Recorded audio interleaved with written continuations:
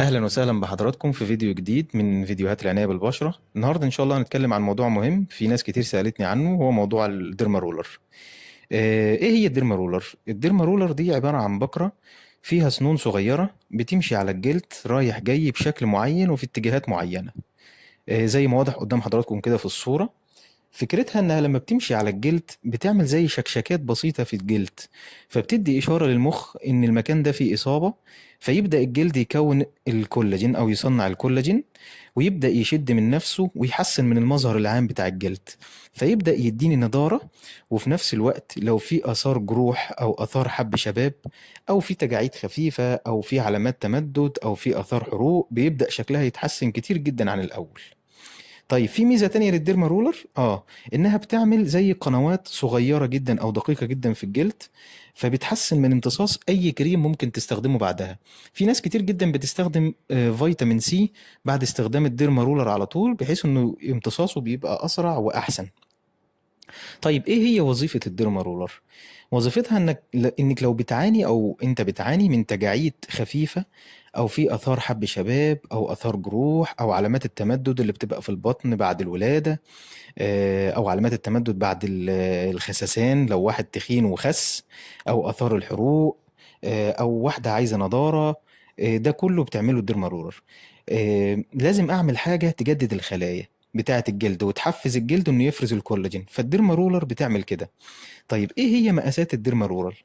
مقاساتها حسب طول السن الموجود في البكرة، ففي من ربع لحد 2.5 ملي. فلو انا بستخدمه في البيت استخدام منزلي من نفسي، ممكن استخدم الربع او النص او حتى ال1 ملي، لان ده بيبقى طول السن صغير، وممكن استخدمه استخدام امن على البشرة وما يعمليش مشاكل. انما لو عايز استخدم حاجة اكبر من كده، انا بنصح انها تكون في عيادة دكتور جلدية. طيب، بس الموضوع ده على الوش ال1/4 ملي او ال0.5 ملي او ال1 ملي بس. لو في اثار حب شباب او جروح او علامات تمدد، يا ريت استخدم ال1.5 ملي او ال2 ملي. طيب، ميزة الديرما رولر ان اي حد يعرف يعملها في البيت. الخطوات بتاعتها ازاي؟ في الاول لازم احط كريم مخدر على المكان اللي هعمل فيه الديرما رولر او على المكان اللي هستخدم فيه الديرما رولر. كريم مخدر اسيبه على المكان ده او على الوش، اسيبه حوالي ساعة، ولازم احط منه طبقة سميكة. اسيبه حوالي ساعة وبعدين استخدم ابدا في الجلسة بتاعتي، ابدا امشي في الاتجاهات المختلفة اللي احنا زي ما موجود في الصورة كده. وبعدين بعد ما اخلص الجلسة لازم اغسل الديرما رولر بتاعتي تحت مية حنفية جارية، علشان تشيل الدم قبل ما يلزق عليها. وفي المرة التانية لازم قبل ما استخدم الديرما رولر احاول احط عليها كحول او بتادين، بحيث ان انا اطهرها قبل الاستخدام. طيب، في اسئله كتير ناس بتسالها عن الديرما رولر. احنا كده شرحنا كل حاجه عن الديرما رولر تقريبا. في اسئله كتير ناس بتسالها. طيب، في ناس بتقول استخدم ايه بعد الجلسه؟ ممكن استخدم كريم ايه بعد الجلسه؟ هو عموما مش محتاج تستخدم اي كريم بعد الجلسه غير المضاد الحيوي، لان الفتحات الدقيقه ديت من الوارد انها تدخل بكتيريا ويحصل التهاب. فممكن استخدم زي الفيوسيدين مثلا مره بعد الجلسه على طول. ممكن استخدم فيتامين سي، في ناس بتستخدم فيتامين سي، بس انت مش هتستفيد قوي لان الفتحات بتبقى بس يوم واحد او يومين يعني. فحتى لو استخدمت فيتامين سي اسبوع على بشرة عادية، يعني هيبقى افيد من انك تستخدم فيتامين سي مرة واحدة او مرتين على فتحات. فيا ريت نستخدم زي كريم الفيوسيدين كده او اي كريم مضاد حيوي عشان نمنع البكتيريا. طيب، اعمل كام جلسة في الشهر؟ والله على حسب الاستخدام. لو انا بستخدمها للنضارة او بستخدمها مثلا شد خفيف كده، ممكن مرة واحدة في الاسبوع او ممكن مرتين ماكسيموم في الاسبوع. لو بتستخدم كعلاج وهنستخدمها جامد وهندوس عليها لعلامات التمدد مثلا او اثار الحبوب او الحروق او حبوب الشباب، لازم ادوس عليها كويس. فدي ممكن استخدمها مرة كل 3 اسابيع او كل 4 اسابيع. طيب، في سؤال تاني.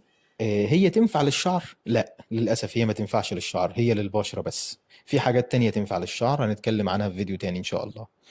في ناس بتسأل تنفع للتفتيح؟ لا هي مش للتفتيح خالص.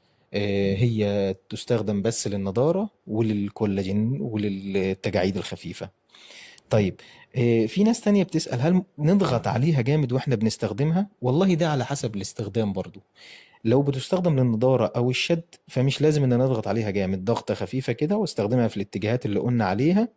أما لو بستخدمها للعلاج، سواء بقى للتجاعيد أو لعلامات التمدد أو آثار الحبوب أو الحروق، لازم أضغط عليها جامد. وزي ما قلنا بتستخدم مرة في الشهر أو كل 3 أسابيع. أضغط عليها جامد ليه؟ عشان أدي فرصة للجلد إنه يبدأ يكون الكولاجين ويحسن من مظهر الجلد عموما. طيب، في سؤال تاني ناس بتسأله: ايه اسم الكريم اللي استخدمه قبل الجلسة، اسم الكريم المخدر؟ والله في كريمين يعني انا بفضلهم: كريم املا، ولو ما لقيناش كريم املا ممكن نستخدم البريدوكاين زي اللي موجودين في الصورة دول. استخدم طبقة تخينة جدا منه او سميكة جدا منه، واستنى ساعة قبل الجلسة، وبعدين ابدأ اشتغل بالديرما رولر. طيب، في ناس بتسأل سؤال تاني: نسبة التحسن كام وبعد قد ايه؟ والله نسبة التحسن يعني بتبقى من 20 ل 60% أو ل 70%، زي ما واضح كده قدامكم في الصور، قبل وبعد استخدام الديرما رولر. ممكن تتفرجوا على الصور.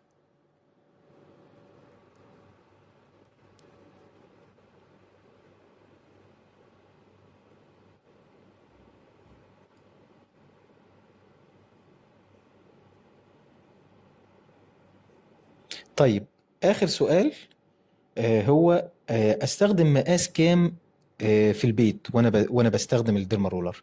طيب، هو لو احنا بنستخدمها في البيت زي ما قلنا نضارة او شد، فانا مش محتاج اكتر من ربع او نص او ماكسيمم 1 ملي.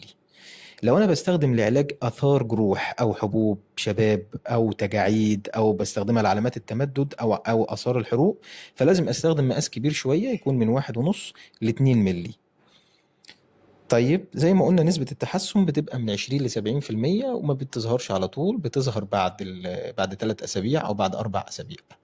الديرما رولر ممكن تقعد معاك لحد 10 جلسات أو 12 جلسة ماكسيموم، وبعدين لازم أغير الهيد بتاعتها علشان بتبقى بدأت السنون ما تبقاش حادة وبدأت تعمل ألم شديد، فلازم تتغير. وبكده نكون وصلنا لنهاية الفيديو. لو عجبك الفيديو ياريت تعمل لايك واعمل شير واعمل سبسكرايب في القناة عشان يوصلك كل جديد، وخلي غيرك يستفيد.